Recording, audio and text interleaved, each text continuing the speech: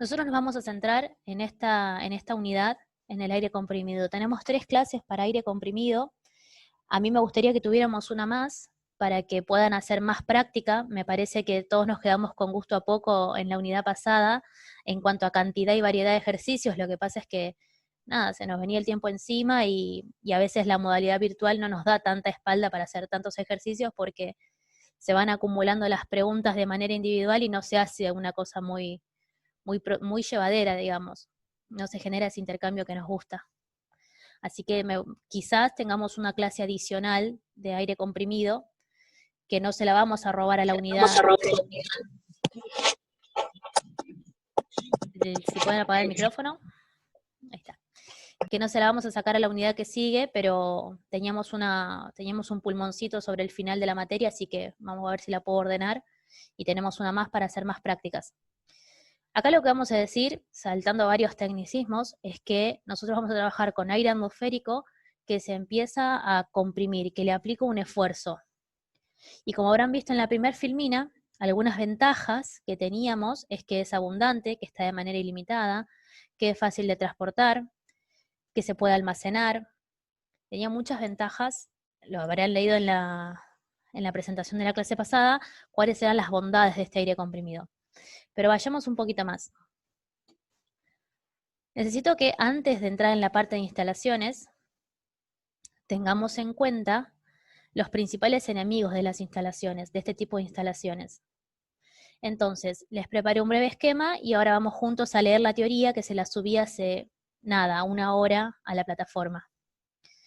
En aire comprimido lo que vamos a hacer es trabajar con aire atmosférico. Ese aire tiene impurezas, tiene humedad, y el proceso de compresión, como habrán visto en la teoría pasada, se realiza propiamente en el compresor. Este aire atmosférico, cuando se empieza a comprimir, por la interacción, empieza a elevar la temperatura. Perdón, pero sigo admitiendo gente. Empieza a aumentar la temperatura. Ahora bien, pensemos en esto. Si yo estoy comprimiendo aire y ese aire aumenta su temperatura, cuando sale y se encuentra con una cañería a una temperatura totalmente distinta, el aire empieza a enfriarse. Después podemos decir técnicamente que pierde energía térmica, que se dé calor en la instalación, pero lo que quiero que se imaginen, que piensen ahora es eso. Yo lo tengo confinado al aire dentro del compresor, ese aire tiene una temperatura por la interacción de las partículas, una temperatura caliente, y cuando sale se encuentra con una cañería fría. ¿Qué les parece que pasa? No me dejen haciendo el monólogo. ¿Qué creen que pasa? Si yo tengo aire muy caliente, sale y se enfría de golpe. Condensa humedad. Perfecto, gracias. Condensa. Y entonces, a esas gotas de condensado, que pueden ser, que va a ser agua, pero que podía ser también aceite, dependiendo del tipo de compresor, lo vamos a denominar condensado. Y el condensado es el principal enemigo de este tipo de instalaciones. ¿Por qué? Yo tengo aire a presión saliendo de dentro del compresor, circulando por la cañería, y a medida que el aire se empieza a enfriar, cada vez tengo más agua circulando por la instalación. Entonces ese aire, esa agua, tarde o temprano, termina por dañar la instalación, tapar las cañerías. Es un proceso natural, es un fenómeno natural, pero a su vez es el principal enemigo de este tipo de instalaciones. Entonces, como van a ver, todo lo que les subí en la teoría está vinculado a cómo combatir esto. Pero me parecía que hacía falta que charlemos un poquito de cómo se generaba, porque es inevitable. Como les decía recién, genera bloqueos en la cañería, fallas. Nada, imagínense que tenemos un actuador tratando de comprimir o actuando por acción del aire comprimido y de golpe se encuentra con agua. Es un comportamiento totalmente distinto, lo cual genera otros tiempos de trabajo, otra presión. Nada, es el principal enemigo de este tipo de instalaciones. Me quedo acá y ahí vamos a la clase 2. Comparto pantalla de nuevo.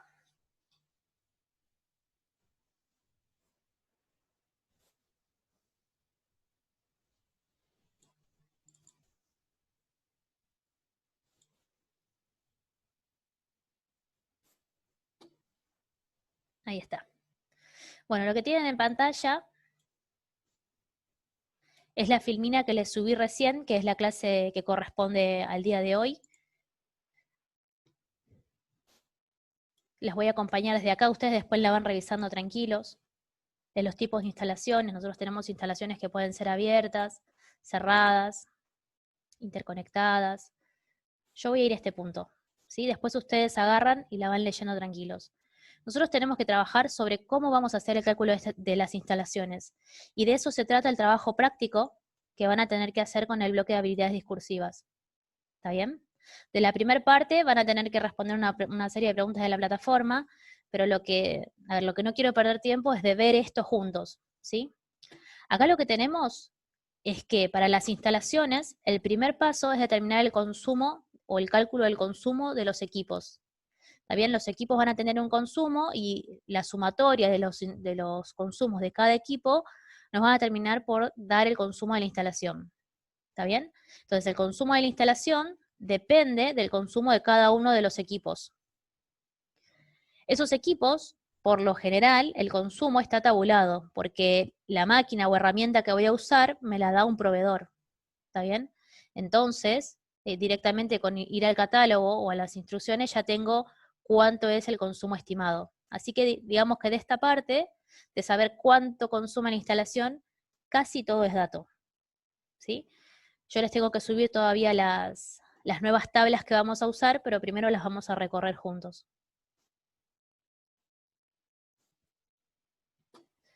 Bien.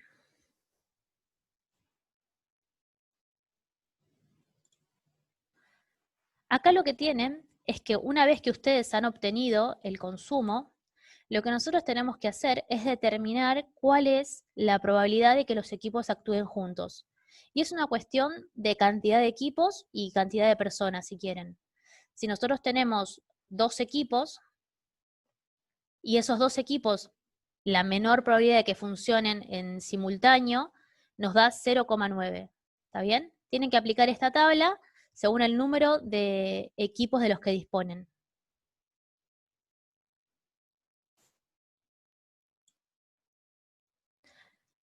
Este factor de simultaneidad, la función que cumple es tratar de acercar o de corregir la instalación un poquito más a la realidad, porque hay muchos equipos que no funcionan en simultáneo, ¿está bien?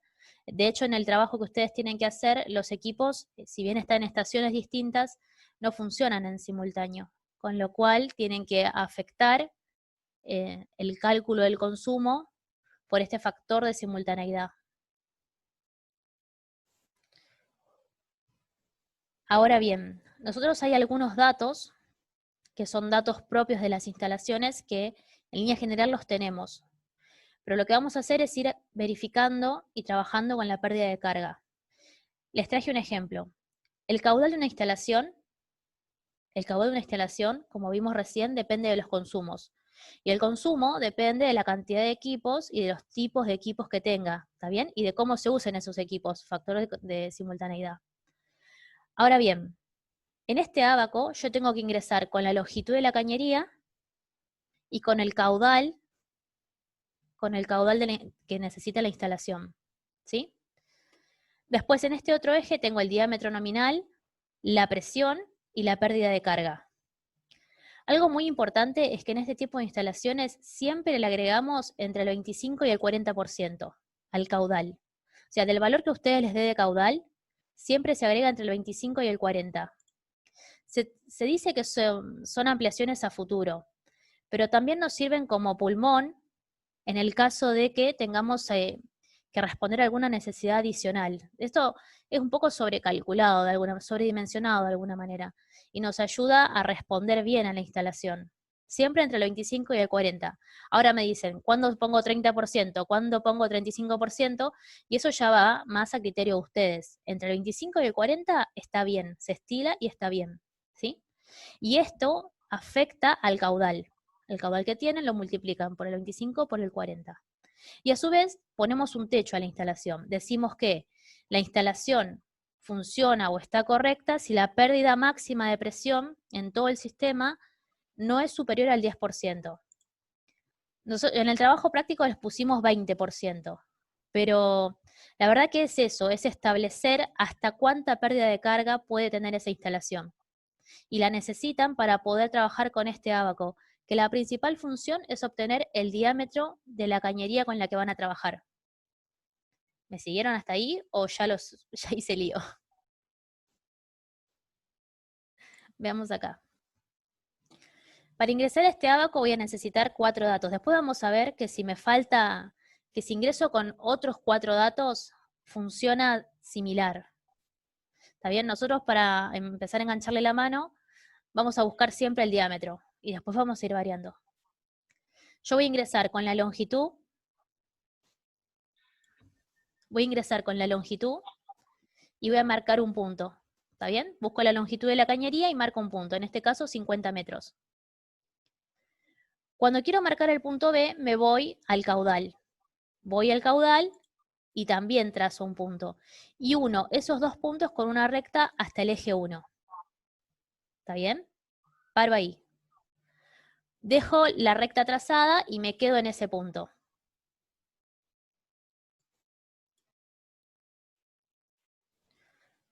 Esperen un minuto, acá. Vamos del otro lado y decimos, bueno, ¿a qué presión está la instalación? En este caso estaba 7 bar. Y habríamos dicho que la pérdida de carga no podía ser mayor al 10%. Ahí ingresó un compañero más. 1, la pérdida de carga con la presión y me genera un punto en el eje 2. Marcamos en cualquier lugar del caudal el punto 2, ¿sería? En cualquier lugar no. Acá está la graduación, digamos. Fernando, que no se te entendió. No, está bien, no lo entendí porque, o sea, simplemente no dice dónde hay que marcarlo, simplemente marca un lugar. No, no, no. Fíjate que dice que, voy más arriba, tenés el valor, dice, marcamos marcamos un punto y en el primero, que es la longitud, tenemos 50 metros. Y después, en la segunda, que es la que pertenece al caudal, tenemos un caudal, que son los 1000 metros cúbicos por hora. Esto vos lo vas a tener como dato. Entonces vos tenés tu longitud de cañería y tu caudal. Cuando unís esos 2 puntos te genera una recta que la extendés hasta el eje 1. Son datos. Los datos los tenés. Listo. Igual que la presión de la instalación y la pérdida de carga, también la tenés. Cuando vos unís el punto 4 que pertenece a la presión de la instalación y el punto 5 que pertenece a la pérdida de carga, también obtenés una línea, una recta, digamos. Y esa recta genera un punto en el eje 2. ¿Está bien? Vos lo que estás haciendo hasta ahora es unir los datos. Acá el verdadero quizás desafío va a ser que no metan la pata con las unidades. Que se fijen bien en qué unidad trabaja cada una de estas escalas y que al realizar la conexión de estos datos, lo obtengan en la escala que debe ser. ¿Está bien? Yo les muestro cómo queda uno medio resuelto. Acá lo que pasa es lo siguiente, generé una primer recta entre el punto 1 y 3. Esa primer recta me la generó la longitud de la tubería y el caudal. La segunda recta la obtuve cuando uní la presión del sistema, que era el punto 4, y la pérdida de carga, que era el punto 5. ¿Está bien? Es bastante mecánico. Ahora, como es nuevo, parece que es un quilombo, pero créanme que es bastante mecánico. Por eso dije, bueno, concentramos esfuerzos acá y después vamos ampliando, a medida que veamos la instalación, vamos ampliando algunas cuestiones más teóricas, el porqué de algunos porqués. Entonces, cuando yo uno el punto 6, que es el que se me generó en el eje 2, como consecuencia de haber trabajado con la presión del sistema y su pérdida de carga, uno el punto 6 con el punto 3, y esa recta me genera un nuevo punto, que es el 7, que se da justamente sobre el diámetro nominal de la cañería. ¿Está bien? O sea, la forma que tenemos ahora de encontrar el diámetro de la cañería, según los consumos que tiene, la longitud de la cañería y la presión de la instalación, vamos a obtener el diámetro. Yo acá me parece que en mi afán de empezar, bien.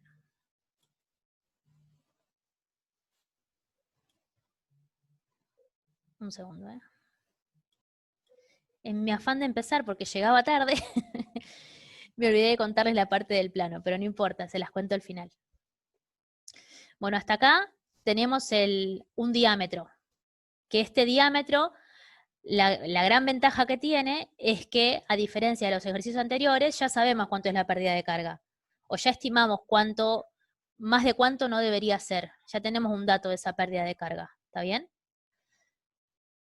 Ahora, una vez que nosotros tenemos el diámetro de la instalación, necesitamos calcular la pérdida de carga por accesorios, igual que en la unidad anterior. ¿Está bien? La pérdida de carga que generan los accesorios que tiene la instalación. Y acá vamos a trabajar con esta tabla. Esta tabla lo que tiene es el diámetro abajo, con lo cual sí o sí primero tienen que saber el diámetro de la instalación, el diámetro abajo, y en los costados tiene los accesorios. No sé si se llega a ver bien, tienen la válvula de cierre, la válvula codada, la T, bueno, nada. Ingresan con el diámetro, trazan una recta, y cuando esa recta cruza con la curva del accesorio, al igual que en todos los otros ábacos que usamos, salimos para el otro eje, donde vamos a obtener esa pérdida de carga. Miren. Y por esto quería volver al plano de la instalación.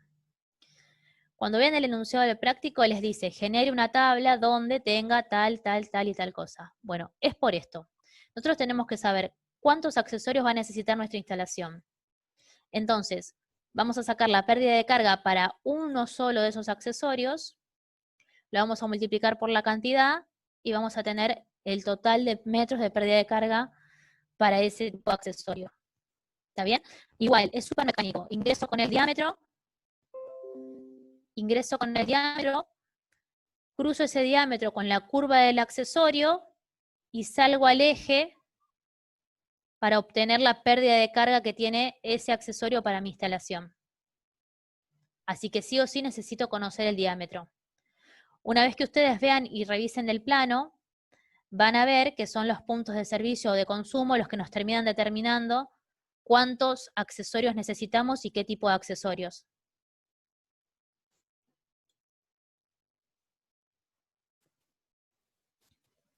Ahora bien, la pérdida de carga total, como nosotros vimos, es la pérdida de circulación más la pérdida por accesorios. O sea que estos 86 metros que nos da acá en el ejemplo, los tengo que adicionar a la pérdida de carga por circulación. Entonces, como hemos visto, eso nos va a variar la instalación. Con lo cual, tenemos que volver a realizar este paso. ¿Por qué? Porque la longitud de nuestra cañería ya no es 50. 50 es la que teníamos, la teórica. Tenemos que adicionarle los 86 metros de pérdida de carga. Entonces, uy, me estoy quedando sin batería. Un minuto, ¿eh?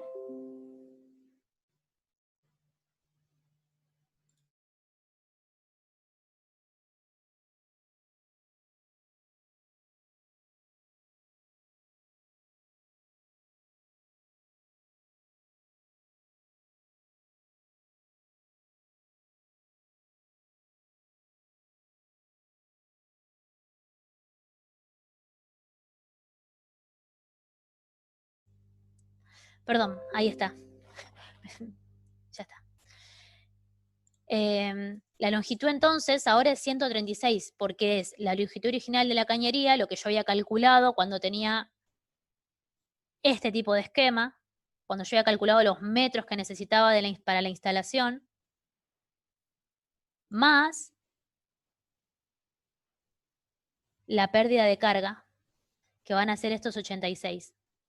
El procedimiento es el mismo, porque yo no varié, yo sigo queriendo que la pérdida de carga admitida sea del 10%, siga siendo 0,07 bar. O sea que lo único que estoy cambiando, para poder respetar este límite que pusimos, lo único que estoy cambiando es la longitud.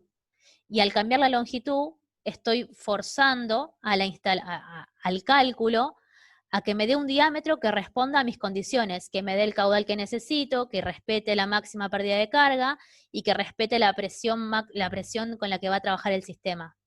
Acá es repetir el proceso y obtener un nuevo diámetro nominal para la cañería. ¿Está bien?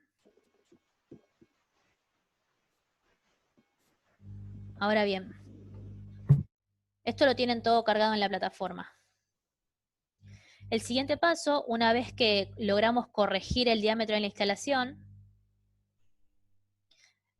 que finalmente resulta en este ejemplo que es de 90 milímetros, el siguiente paso es trabajar y seleccionar el tipo de compresor. Primero tenemos que ver el tipo, porque como habrán visto en la teoría, según el tipo del compresor, tiene diferentes prestaciones y diferentes usos y características.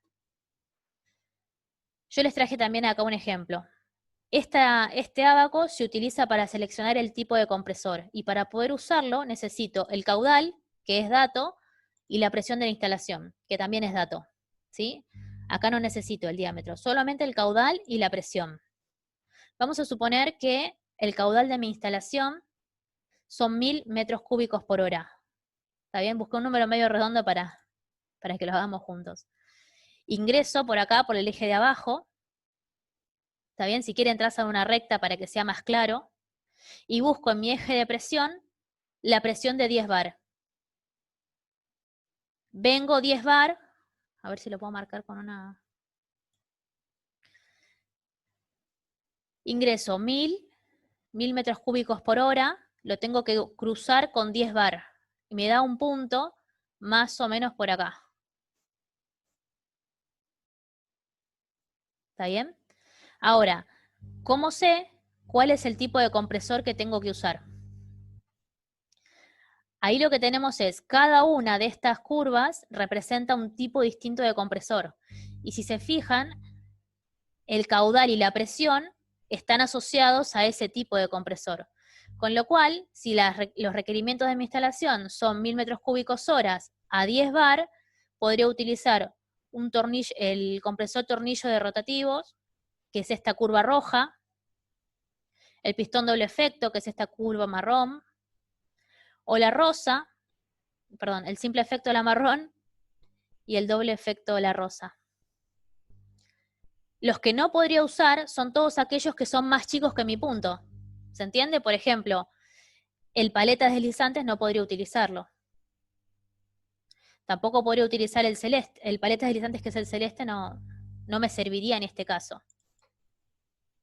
También tienen que ser todos los que estén por encima del punto que yo obtuve. Esa sería la manera, sí.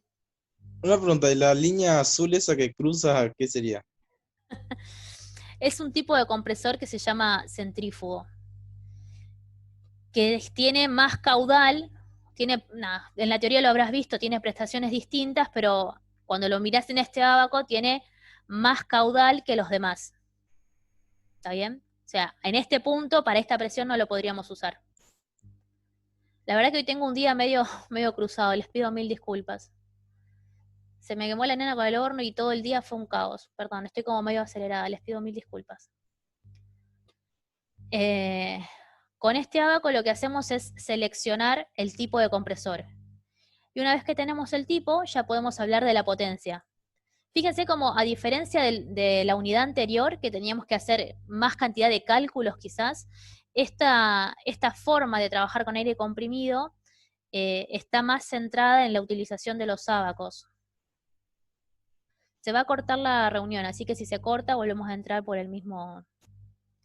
la misma dirección. El último de los ábacos que van a tener que usar va a ser aquel que relaciona el caudal con la longitud de la instalación. Y si lo ven en esta columna, tengo la presión en kilowatts de ese compresor. Entonces, teniendo el caudal y teniendo la longitud de la cañería, directamente selecciono en esta columna la potencia del compresor. Y ahí tendríamos los pasos básicos para construir una instalación. Nosotros lo que vamos a hacer es construir una instalación básica e irla nutriendo de cosas más técnicas y teóricas, ¿está bien? Pero necesitamos empezar a construir esa instalación. Bueno, acá les dejo algunas conclusiones. Dejo de compartir un poquito pantalla. Y me vengo a donde dejé hoy. Esta es una imagen que tienen en la plataforma. Habrán visto que, según la teoría anterior, cada uno de estas herramientas o de estos accesorios tienen diferente, no diferente, pero se utilizan de diferente manera, ¿no? Acá los que les quería mostrar es marcarle la inclinación de la cañería por esto de los condensados. Y después también charlar un poco de la importancia de los purgadores. Bien, dejo de compartir. Parece que les di un montón hoy. Bien. A ver, van a tener una teoría, una práctica disponible a partir de mañana a la mañana. Se las comparto. Un segundo.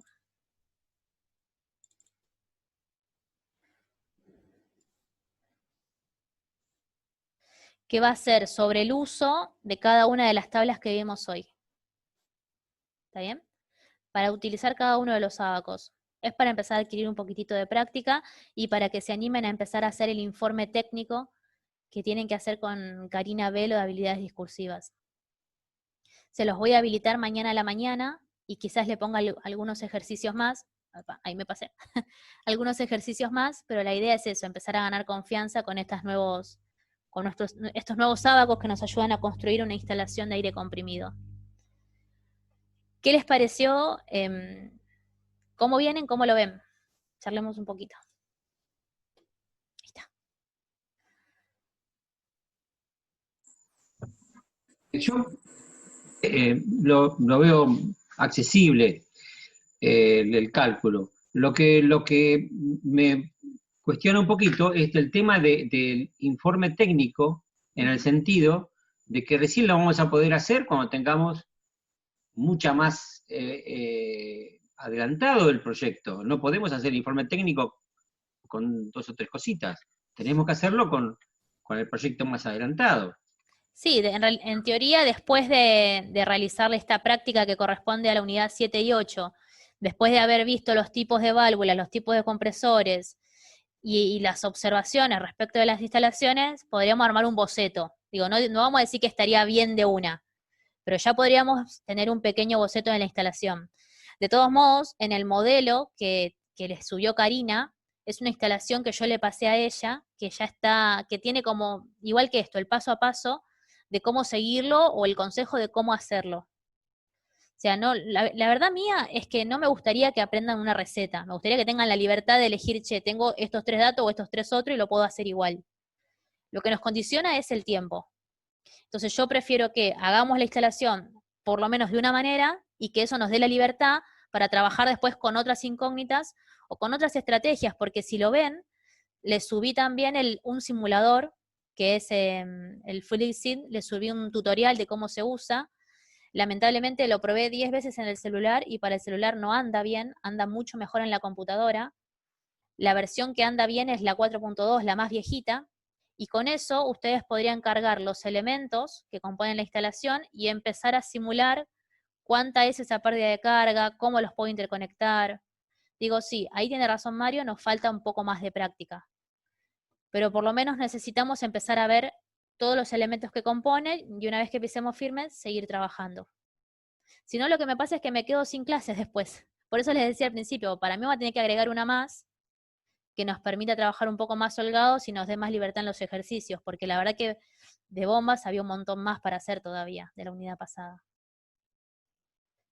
No sé si, bueno, ahora Karina Velo se va a conectar y se va a quedar trabajando con ustedes y va a hablar sobre el informe. Preguntita más. Sí, por favor, Mario. ¿El informe técnico es en grupo o es particular, individual? No, es en grupo. Es en grupo. Al ser en grupo y trabajar así en forma distante, nos complica un poco, creo que a todos los grupos, analizar y coordinar todo. O sea que el tiempo es relativamente muy poco para trabajar y en la misma semana. O sea, entre que uno lo calcula, lo analiza, comparte con el grupo, llega a una conclusión y emite, y sale el resultado de ese debate que se hace en forma distante y no al mismo tiempo, porque uno está en una cosa y otro en otra, Se complica un poco. No sé si me explico lo que quiero decir. Sí.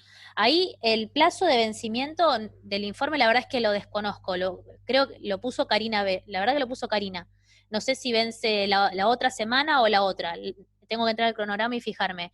Lo que sí te puedo compartir, que resulta quizás para este tipo de circunstancias, es trabajar con los documentos online, con el Word online y con el Excel online.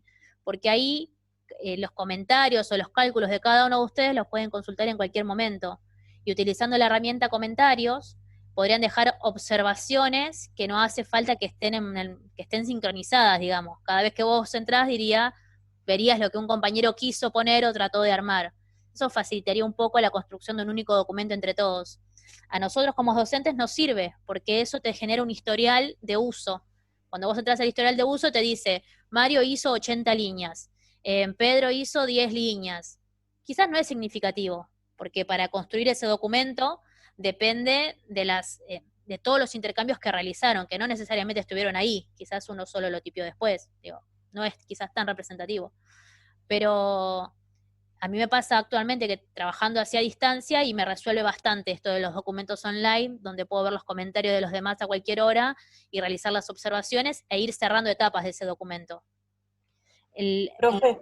La preocupación que yo tengo con este informe es que tiene nota, y esa nota impacta sobre las regularidades y las promociones que estamos tratando de construir juntos. Entonces, Eso iba a preguntar. Quizás hoy arranqué muy acelerada porque les digo, fue muy caótico, pero lo volvemos a charlar. Lo voy a hablar con Karina a ver el tema de los plazos. No hay problema. Lo que sí es en grupo, eso no lo puedo cambiar porque como Karina está en muchas materias, la directora de la subárea de estas habilidades discursivas me exige a mí que sea en grupo, que los organice a ustedes en grupo para que ella trabaje. Entonces ahí es como una intervención medio violenta. Tienen muy buenas intenciones, de eso no tengo duda, porque les mandé cualquier cantidad de material para que desarrollen cosas para ustedes y entiendo que lo han procesado, pero bueno, nada, es difícil. Sí, entiendo que es difícil. Decime, Gaby, perdón. ¿Todos los Carlos. grupos tienen el mismo trabajo? Carlos, qué buen parcial, Carlos. Te lo tenía que decir, en algún momento no encontraba cuál. Decime. Gracias. Si todos tenemos el mismo trabajo, ¿cuál es el trabajo que hay que hacer en grupo del informe técnico? Constituir la instalación. Armar la instalación técnica en base al plano la instalación neumática en base al plano que se les dio. Mi idea era que no todos tuvieran los mismos valores ni el mismo plano. Lo que pasa es que, bueno, la verdad es que no son del palo, digamos, las chicas de habilidades discursivas, y no me entendían que yo variaba un número y variaba todo, o variaba un poquito el plano y variaba todo. Así que, entre tanto idas y vuelta, en un momento tiré la toalla y dije, bueno, mira, lo hacemos así.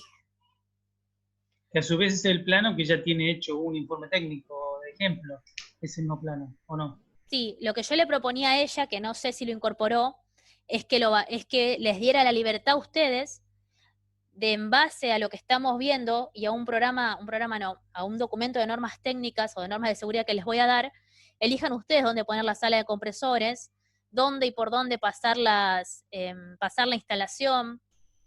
Quizás pueden proponer también un cambio de la circulación de la materia prima, eso también vale. Digamos, si ustedes creen que para optimizar esa instalación podrían cambiar la forma de circulación actual del material y entonces así generar otro tipo de circulación,